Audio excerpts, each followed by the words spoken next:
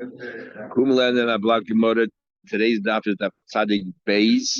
We are up to the Mishnah. We're still talking about the relationship between employee and employer, and the employee has a right to eat while he is working, as long as the items already are ripe. And we also went into nitty-gritty and all the different laws and the nuances. And as well, once there's a chiv of meiser on it already, it says the owner couldn't eat it. You two also can no longer eat it, and therefore you have no right to eat from it. If the owner wants to give the meiser and then give it to you, that's up to him. But it's no longer the part of the mitzvah that he has to allow you to eat it. So now the Gemara will continue further. Interesting concept there. Oichel poil kishes, that a worker can go ahead and let's say eat kish of cucumber. I feel a bit dinner, even if his wage is only a half a dinner, and the food that he's eating, and this is in a singular form, even one of them is worth more than his wages. He's allowed. Halacha, you have to allow him. Kaisevis, a date, feel a bit dinner. Same thing. Even though the value of that date is a dinner, and your employee, your wage is a half a dinner, there's no limit. That's the view of the Tanakama. Rabbi Elazar Chasma says, Lo yochel poil yetzas chorim. That isn't right. On the one hand, we're trying to do the right thing by the poil, but it's wrong for the poil to eat more than what he. You ever had an employee? Yeah, exactly. Very good. You ever have an employee that you feel that you're actually carrying him rather than he's helping you? Come along, Chachamim, and they are matir. So the Gemara is going to ask you, what's the difference between the Chachamim and the Tanakama? They're both saying that you're entitled to eat, even you don't have to sit there and make a calculation, the value. But you do teach a person as good advice. Don't be a glutton. Because the Esais is a pesach b'fun of you closing your doors. Who's going to hire you if they find word gets out? That exactly. You eat more than you consume, more than you produce. You're not going to get a job. Okay, good advice. Second one, what's the Chacham and Tanakama? They both say the same thing, that you eat, entitled to eat, whatever. So the difference is whether you give that advice. Tanakama, less than it's not your business. Let him work it out for himself. Interesting, all it is giving advice. You shouldn't. What's wrong with giving a person advice? Okay, if the evil, you're not allowed to do bad things there, but to help somebody out, is this Avish Yisrael? What would this be? It would be a good gesture. Why would the Tanakama? I don't know. Why would the Tanakama sort of not encourage the Balabas unless the worker's not going to listen to them? The worker says, "You're not doing it because you care about me. You're just caring about your few food items in our meetings." It's not the getter of his responsibility. I'm not as much but I was just I'm an employer. Hope it's line sich nicht from me, I'm not employing you. Fair enough, okay. I'm not saying the Chachamim are saying, you have responsibility, help him out. Fair enough, okay. The boy said, another answer is Ike Benai, Rabasi did. What's Rabasi? The Amar Rabasi. I feel like this is even more amazing. I feel as I hire you to pick for me one cluster of grapes, one grape, one big grape. You can eat it. So what do you have for the Babas? Nothing. At least before you produce less than here, there's nothing to produce. You've consumed the whole thing. So the Kishes is Lashon Yachid. So the Tanakama holds, yes, if there's only one grape, you're allowed to eat it. You're allowed to eat it, even though it doesn't matter what it's worth. And the value doesn't matter anymore because there's nothing left. You're eating the entire thing. And Rabbi Elazar comes along and says, I don't care if there's only one grape, I don't care if there's a million grapes. If it's worth more than your wages, you cannot consume more than your wages. You have to be productive. And the Rabbanan say it depends. Depends if there's only one or if there's more. So if they say, we don't care if it's more than your wages, but you have to leave something for the balabas. If he only gave you one grape to pick, then you have no right to eat it. So that's where the Chachamim argue with the Tanakama in Rav Asi's din. And then Rav Asi another din. I feel that even if you pick, let he hire you to pick one cluster of grapes, you're allowed to eat the very first grape, and then the rest put into the basket. So the first thing was, if it's only hire you to pick one grape, you can eat the grape and there's nothing left. The other one is that if you hire you to pick grapes, you can eat the first one and then give the balabas the rest. What need both dinner for? Only the first dinner, there's only one grape. There's only one grape here. I'm entitled to eat it, so it's fine. But if, let's say, there's a whole cluster of grapes, right? And you're going to leave for the balabais. Then you would think maybe since it's shaykh to put in the kalim, don't put into your own kalim, but rather put in the kalim of the balabas. Maybe first you should put something into the balabas's basket before you take for yourself. Maybe first you have to give the balabas and then take. That's why he tells you, no, you can eat first. Over here, maybe if only the second day, I would say, you know why you can eat first? Because you have something left over for the balabas. But you can eat the only lone grape that's there. If you need both. The boy say another the answer is Ika benayu the Rav. The difference is Rav. Rav said, but Sasi Megillah Starim, Rav said, I found in these Megillah Starim, in this hidden scroll, Beit Abchia, in the house of my uncle Abchia, the Kosaba, it says the following: Isa ben Yehuda. There was a number. We also had in Shabbos of Heder that you found there that there's 39 malachas. For each one of them, you get skill, and there's one of them that you don't. But he didn't spell out which one it is, because you're not allowed to write in the times of you're not allowed to write in the times of the Mishnah and everything else. So they had a halacha that was unique that they scared they were going to forget. So they wrote it down. If you're not allowed to write, you're not allowed to write. Who cares if you kept it hidden? Because they use that pasuk, Eis Lasel Hashem. This is my own little title. Eis Lasel Hashem Hefer Tarsech, which was Rebbe used to write the whole Mishnah. They used it that you can only use that pasuk when it comes to halacha that no one else knows about, or that is so unique and so outlandish that if we don't write it down, nobody's going to believe it. So, like for example, one malacha Shabbat you don't get skila from. What's that all about? So therefore, they wrote it down. Alt ace lasses, because otherwise it's very difficult to understand. Just because you kept it in your house, so why are you allowed to write it? What's the chil? You write it for 1 million people, write it for yourself. And so now we found another thing about Isa ben Yehuda, who said that he said if you enter the vineyard of your friend, he's the bias call out the makasmadam. Here's something here that sounds so it's so out there. Anybody can come. Not just the employee, but anybody can come in and eat from that. That's what he wrote. And Rav said, so how can anybody, if any farmer exists, any stranger can just walk right in and pick whatever they want? It's like Hefker. Like Shemitah every year. That's what Rav made a comment. He doesn't understand Isa ben Yehuda. It sounds, Rav Ashi says, I thought I could understand.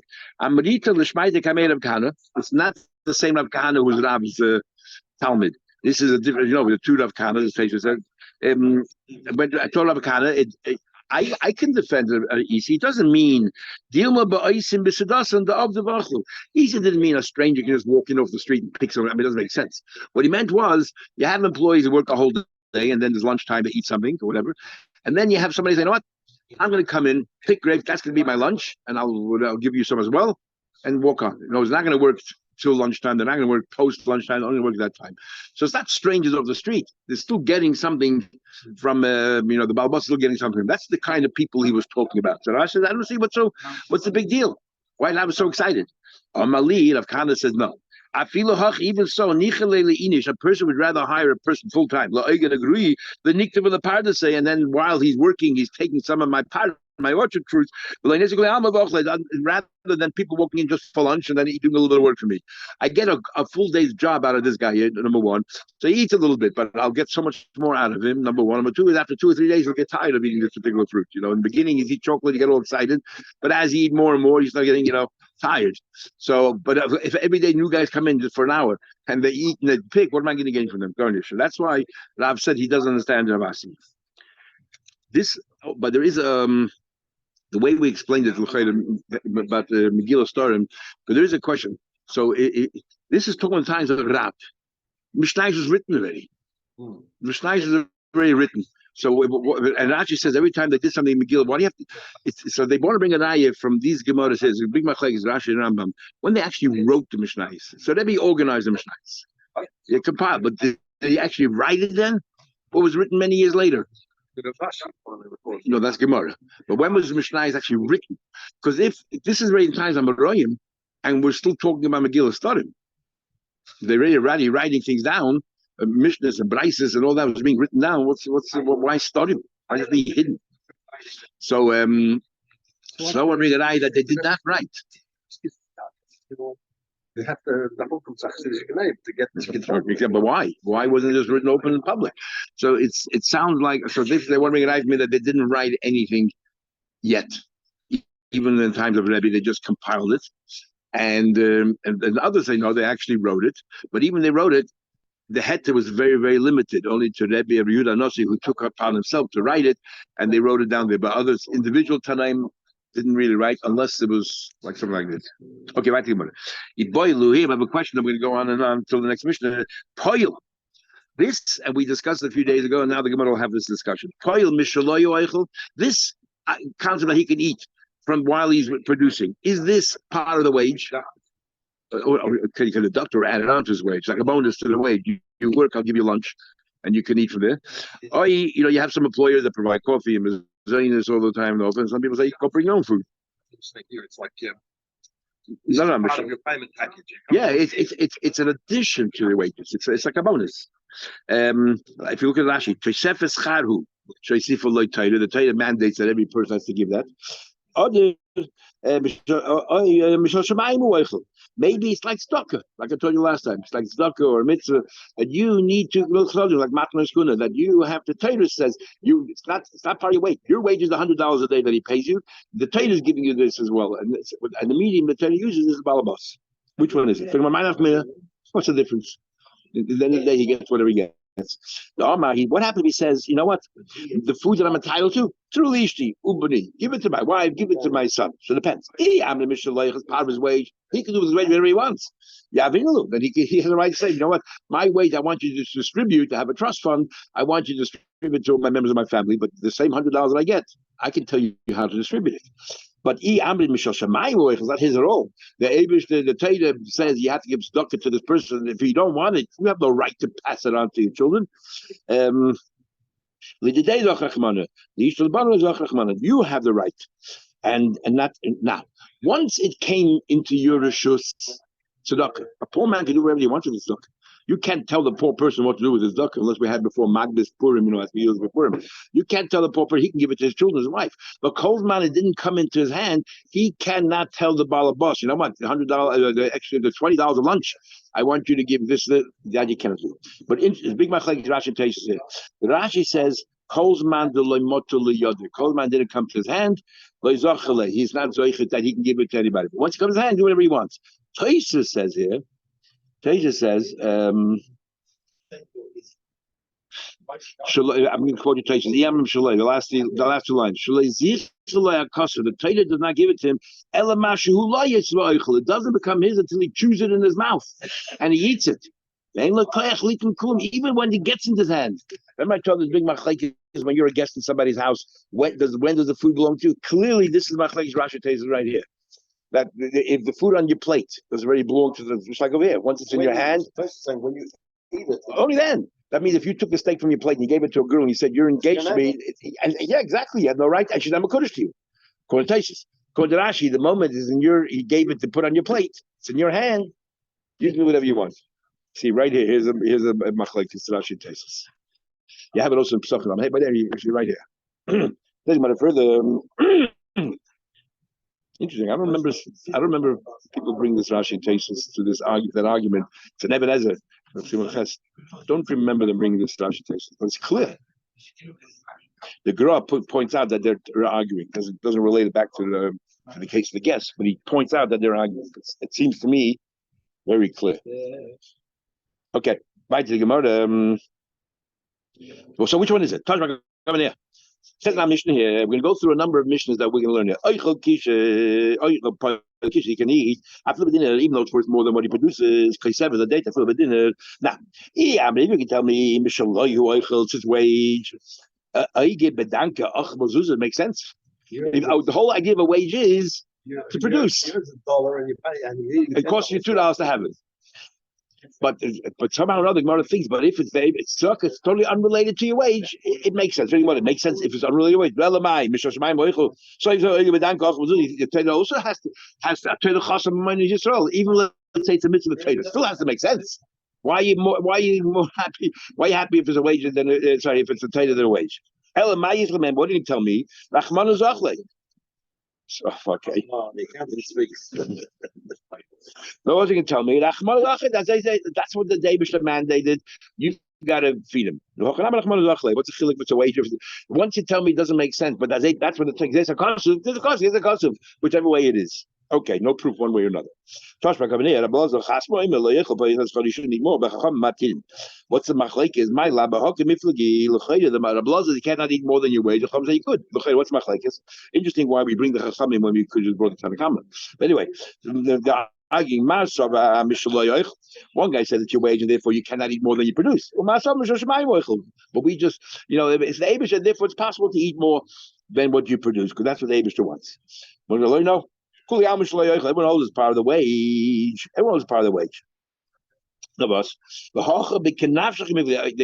arguing in the Xeris Hakosa of Kenafsha.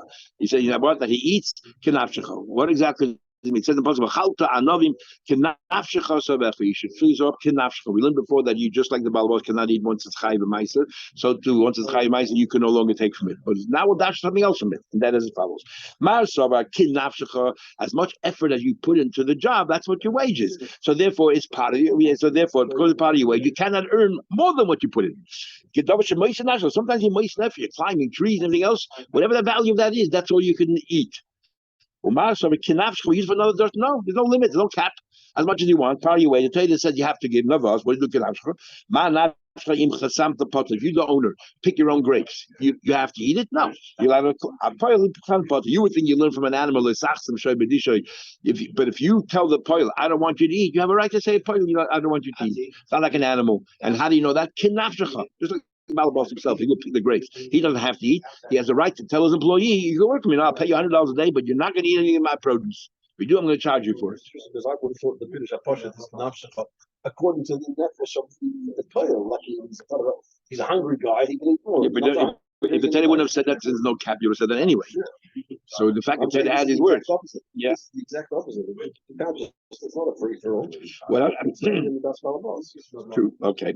It says Nozer. It says, but I said Nozer Sha'amru. What about Nozer? He's picking grapes, but he's not allowed to eat grapes. Sha'amar Tanuli Ishti Bade. Give it to. So I can't eat it. Give it. I'm not taking extra from you. The very amount that I'm allowed to eat, I want you to pass on my children. Ain't Shamla. He can't. His wage. He can't tell them what to do with his wage. Why can't you tell them go pass it on to the other person? Why not? Trade already asked. We know that if a person is sick, he's not entitled to anything. So why should just because the fact is that he's entitled to eat grapes. He can't eat grapes with the nazir. So why do you think because he has a right to give somebody else? So Teja says there's a chiyuv and a nazir and a chayv. A chayv be'etzem is not interested in it. The nazir definitely wants to eat the grapes. It's standing in front of him. He's very tempted to eat it. But he can't. The Torah doesn't let him.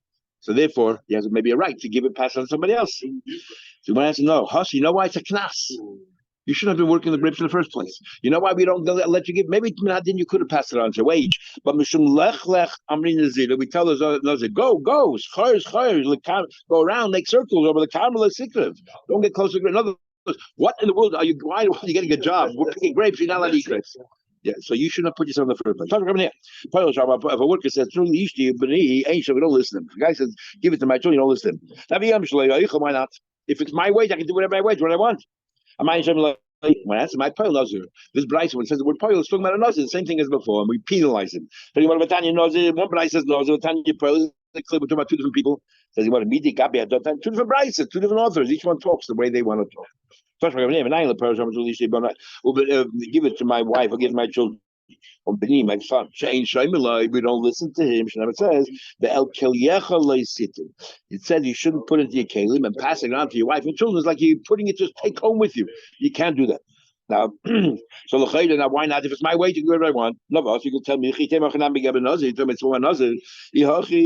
Why does the Gemara, the Bryce say, the reason why you can't do it is because you can't put it and take it home? You could have just said this the same reason, which is it's a penalty. You're a nazir, and so really you could give it to your wife and children, but not you, because you shouldn't have got to take this job in the first place. So the Gemara, you're right. You're right. You should have brought the other pasuk, but because we introduced it as a worker, so we'll use the pasuk of a worker, even though the right pasuk would have been to say the reason of a. Very interesting. So we have sometimes the Rambam, and the Rebbe always says sometimes the Rambam brings another pasuk which is different than the Gemara's pasuk, because the Rambam is talking about this Indian, so he'll bring the pasuk which is easier, even though the Gemara has another pasuk. Here also, we're bringing the wrong reason, but because you use the word pile, no, we'll use the pasuk of pile. Interesting idea. Second one, I touch my coming here. If you hire a worker, like say Spitanium, hire a worker to go out there and spread the things to dry. He's allowed to eat. Who put them in mind. Now the thing is, when you buy produce, we learned before, lekech is chayv ma'aser, at least with Rabban, but a worker is not. Even though it's ripe already, and when you finish the job, now should be chiv ma'aser. He's potter because just like the owner is potter. Why? Because that's the chiddush of the Torah. He has the same din as nafshecha. When the balbos is not chayv, the balbos wants to dry it. So Kozman, it's not dry yet. It's not yet chayv ma'aser. But if a person buys it, lekech is chayv ma'aser straight away. But if he says, if he says, I want my son to eat, so he's making a deal now. Now it's like he's buying. Or I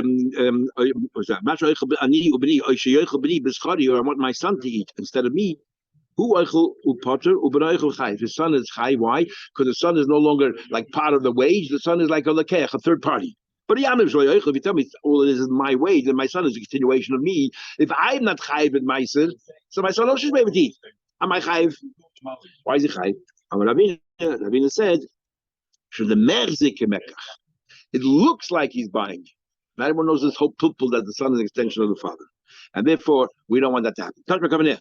It says in the Mishnah later on that if you hire tomorrow, actually, if you hire a worker to go ahead, you tell the worker, "Look, I want you to do the produce, and it happens to be net to revise. The fourth year crop, you can only eat in Yerushalayim."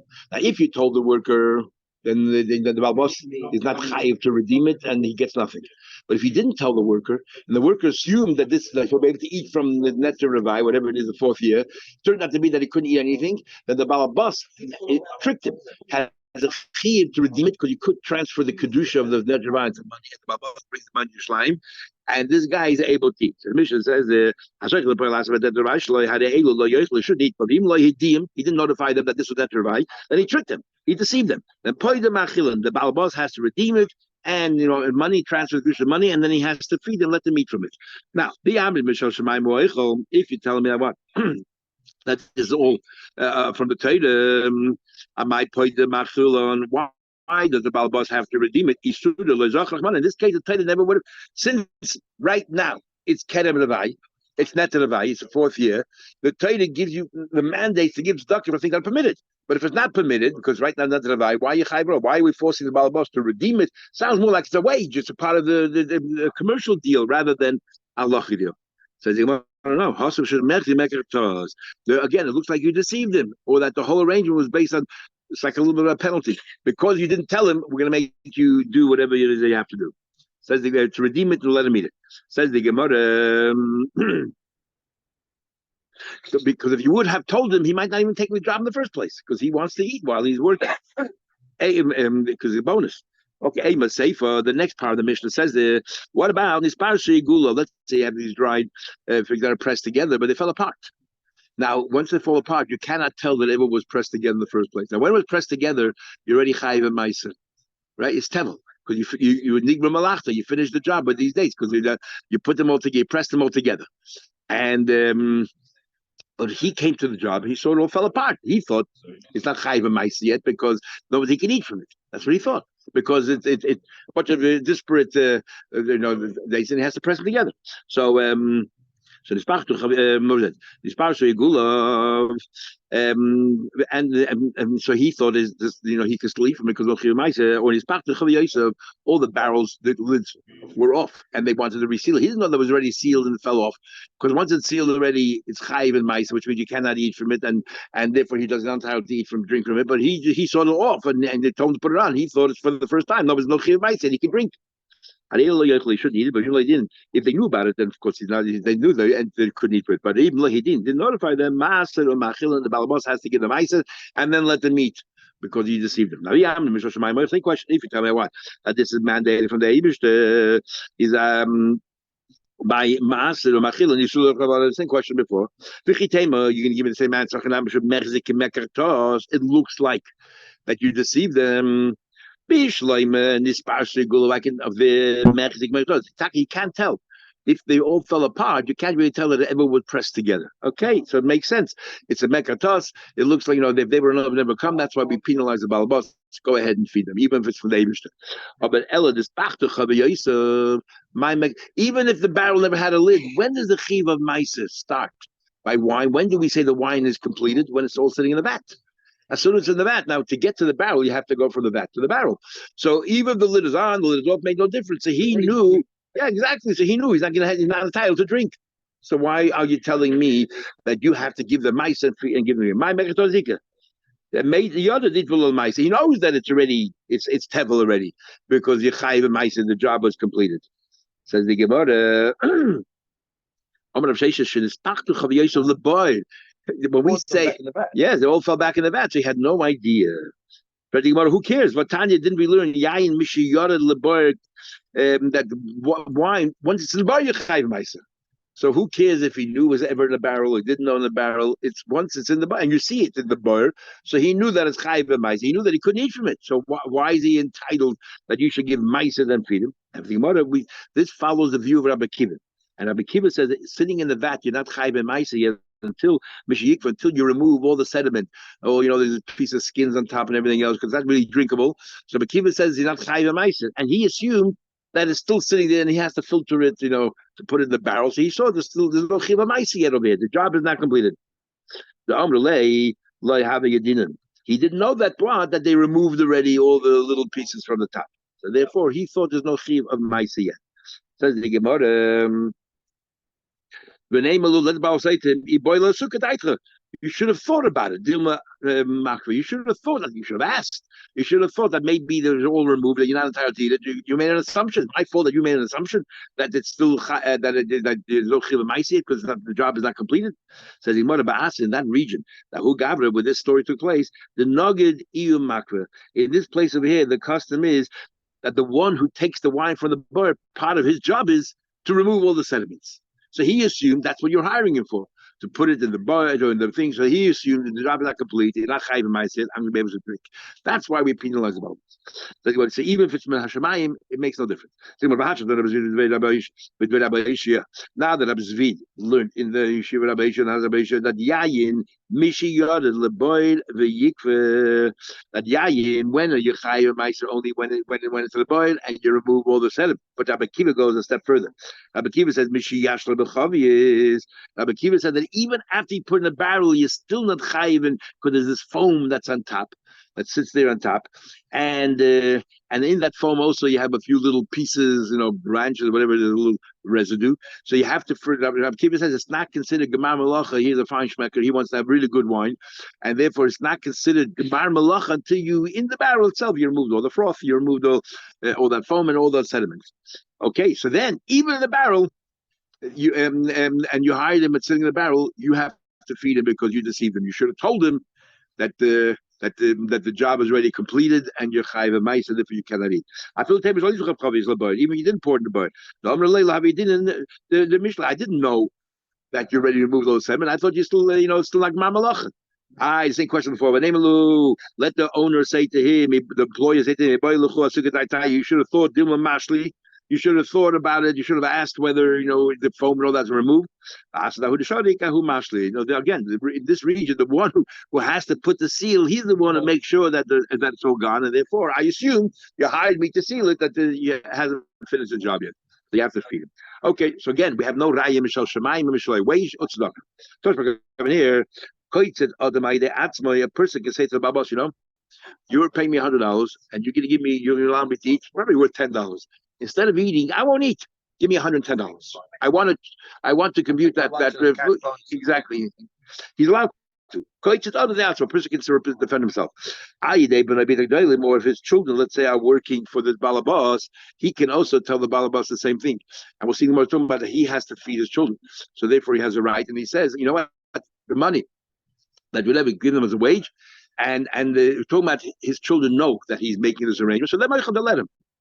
Because of the outside, his older children, and he tells them what he's doing. It's no problem. He could do it on their behalf. I have more there's servants and maids, because they all can be Michael. They each for his wife as well. They all have an understanding, and they're Michael. They have every right. So you know what? Yeah, it makes sense. We'd rather have money than cash than in loop. But he cannot do this. Not for his younger children, not for his younger maids and servants. Not for him, for sure not. Like you can't muzzle an animal. You can make him behind his morgan. The animal definitely has no understanding what's going on here. They don't understand to be Michael. Then we had children can't be Michael. They cannot be Michael.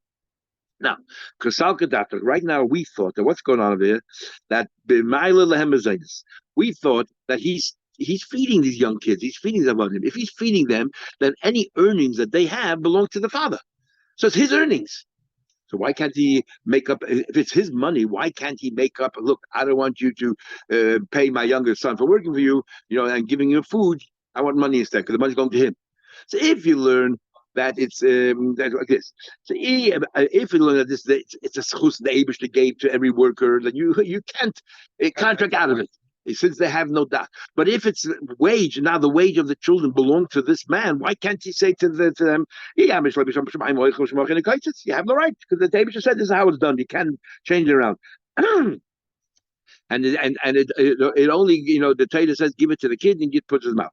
If you can tell me if you can tell me what, that it's my wage, and now that I take over my kids' wages, they all go to me because I feed them. If I feed them, anything they earn belongs to the father. Why can't he go ahead and make any arrangement he wants? It's his money. Is that an ayah from Shosha Maim? Who told you that he feed them? Maybe not feeding them. So who gets the wage in this case? The child gets the wage. What right do you have to make arrangements on behalf of the child when the child can't be Michael? You can't do that. So what's the chiluk about child and a child? Even for Gadol, if I'm not what do you call it, feeding them, whatever wages they have is their own wages. So why can I make up things on their behalf? When I answer, we're talking about when for God, they know you told them the arrangement you're making on their behalf, and they're Michael. That's why you can. That's not a question. So, I do have a problem. I have a Braisa that contradicts what you just said. The Braisa contradicts regarding avodav v'shivchosei haktanim. That it and that goes as follows. A person can make up regarding himself. This is wife of the not for his animal, not for his own, not for but you could make for the al yidei b'noy not for younger kids because they can't be meichel. The koitz that they have shekosek nanim bank they make tanim. In the Mishnah it says that for avdu shekosek tanim you can't make these kind of arrangements. And here Rabbi Yisrael says clearly that b'noy not b'noy avdu shekosek tanim, even on the minors you can make these arrangements. What's going on here? What's the machlekes in the Mishnah Brayso? My love, the talking about slaves that you feed. So whatever wages they get belongs to you. So how come the Mishnah says that nevertheless you cannot make up on behalf of the children, and must be the Mishnah holds that it's stuck, and therefore you can't contract out of it, and the Brayso holds that it's your wage, it's part of the wage, and therefore I can do it. And since the wages of the young servant, since I feed them, belongs to me, I can do whatever I want. No, the kuliyam everyone is part of the wage, not us. So why? So it's part of the wage. Why in the Mishnah says you cannot make up anything on behalf of the shivcha ktanim? It's my wage. If you don't feed the servant, then the wage of the servant, the little kid, is not yours. So how can you contract out and say, yeah, but I said you do feed them, so therefore the wage is my wage. I can make up whatever I want. If he's feeding them, so why that's a servant? And what about if it's your own children? If I'm feeding my children, that means the wages that they're earning is mine. So why we say you can't make up anything? If I'm feeding them, it's my wage. So